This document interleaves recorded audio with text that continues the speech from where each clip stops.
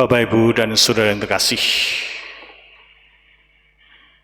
dua tokoh kemanusiaan, dua tokoh kebenaran, yaitu Yeremia dan Yohanes Pembaptis tampil pada hari ini. Mereka adalah sungguh-sungguh berjuang dengan segala resiko, mempertaruhkan segala-galanya, bahkan juga mempertaruhkan nyawanya sekalipun. Mungkin Bapak Ibu sekalian masih ingat atau pernah mendengar atau pernah membaca bukunya seorang yang bernama Shu Hoki. Dia adalah pejuang kemanusiaan. Pria pernah berkata demikian, umumnya orang tidak suka mendengar kebenaran karena kebenaran itu seringkali menyakitkan. Hal itu sungguh-sungguh diperlihatkan, tapi sekali juga dihayati oleh Shu Hoki itu sendiri. Dia memperjuangkan terus-menerus tentang kemanusiaan itu sendiri.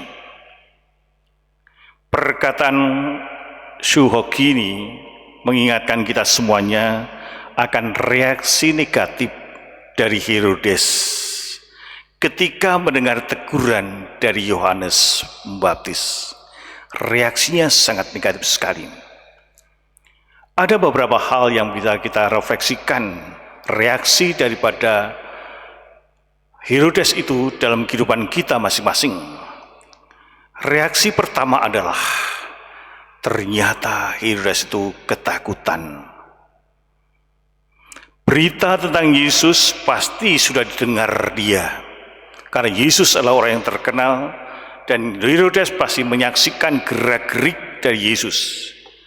Ia berkata, inilah Yohanes Pembaptis, ia sudah bangkit dari antara orang mati, dan itulah sebabnya kuasa-kuasa itu bekerja di dalam dirinya.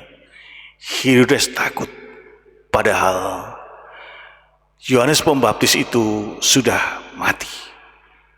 Tapi ketika melihat Yesus, ada suatu pemikiran yang muncul dalam dirinya, bangkit kembali. Ini adalah Yohanes Pembaptis. Ketakutan itu menyergap dirinya karena ada kesalahan di dalam hidupnya.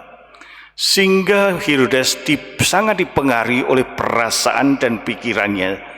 Logikanya sudah tidak sehat lagi. Pikirannya sudah tidak lurus lagi. Karena ketakutan-ketakutan itu muncul dalam dirinya secara berkelebihan. Perasaan sudah menguasai pikirannya, maka pikirannya sudah dikuasai oleh perasaan takut. Maka dengan keyakinan dia meyakinkan kepada banyak orang bahwa Yesus itu adalah Yohanes Pembaptis. Ketakutan yang begitu mendalam membuat orang terbayang-bayang terus di dalam hidupnya.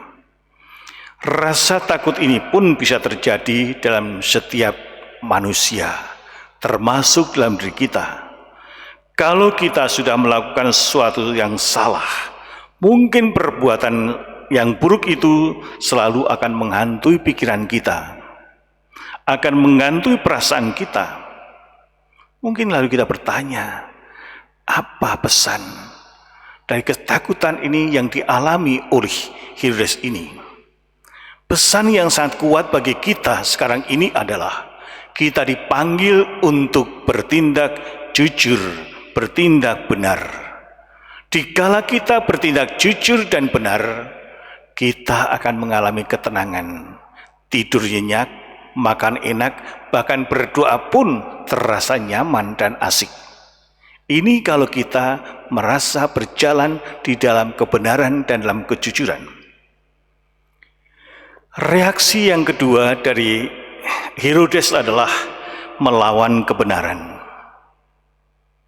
Herodes ditegur oleh Yohanes Pembaptis karena ia mengambil istri saudaranya Filipus menjadi istrinya.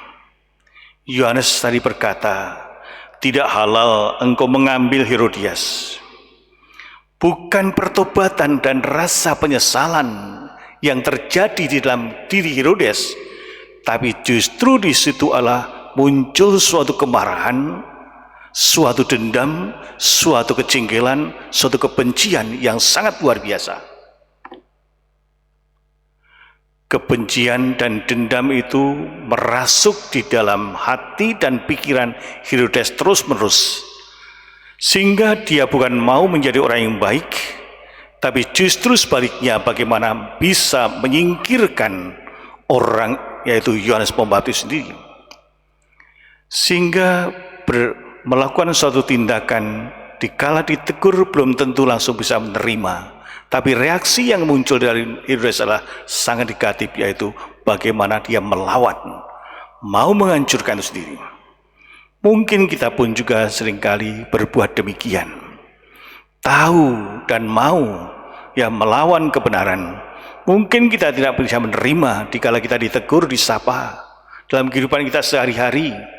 Seringkali mungkin seorang ayah atau ibu anaknya negur, belum tentu bisa nerima. Reaksinya bisa luar biasa. Bapak, ini masa COVID, jangan merokok, jangan macam-macam, kamu belum bisa cari uang, saya yang ngatur segala-galanya. Padahal tahu benar apa yang dikatakan sang anak itu sendiri. Sehingga menerima kebenaran itu tidak mudah. Tapi seringkali kita manusia mencoba untuk bereaksi, untuk melawan dan mencari kebenaran. Logikanya mencari kebenaran untuk dirinya sendiri. Sehingga sebagai murid Kristus, kita seharusnya selalu mempromosikan kejujuran dan juga kebenaran dalam hidup kita. Kalau walaupun itu sang anak yang bicara, kalau itu benar, kita sudah dewasa sekalipun, kita harus berkata, ya itu bagus, terima kasih.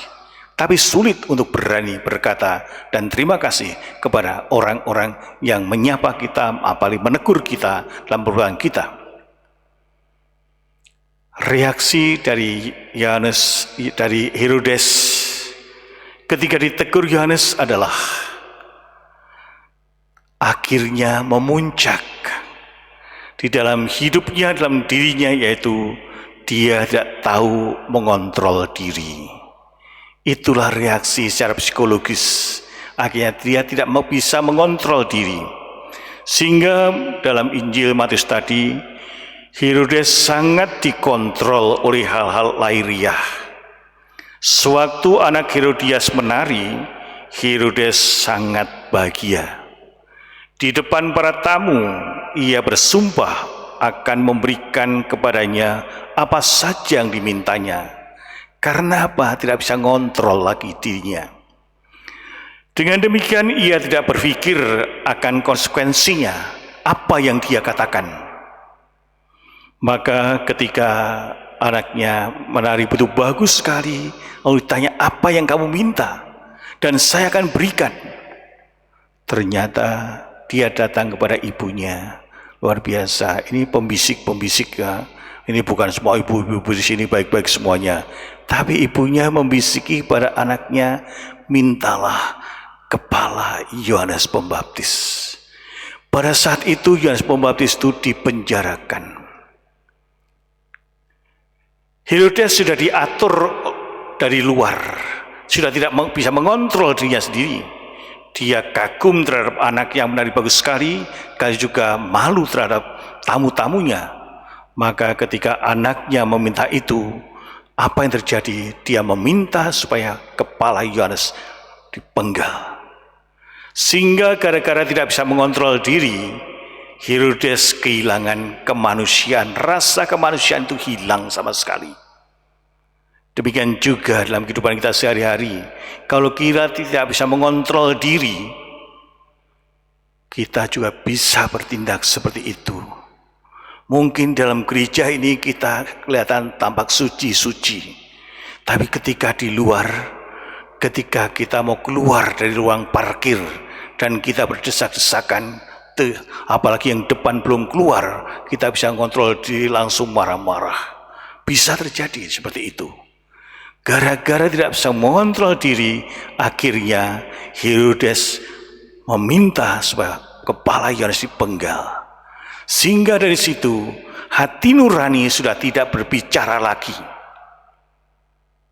Sehingga kepala Yohanes dianggap sebuah barang yang bisa dipenggal, ditebas begitu saja. Ini bisa membuat kita semuanya terjadi. Maka kita dipanggil untuk berani mengontrol diri kita. supaya kita tidak mudah mengucapkan segala sesuatu. Kadang-kadang kalau sedang emosi, itu kita bisa berkata apa saja. Lihatlah orang-orang yang sedang kampanye, bisa menjanjikan apa saja. Ya, sekolah gratis. Itu di tempat nenekmu atau kalau sekolah gratis. Nanti gaji guru 100 kali lipat, siapa yang gaji?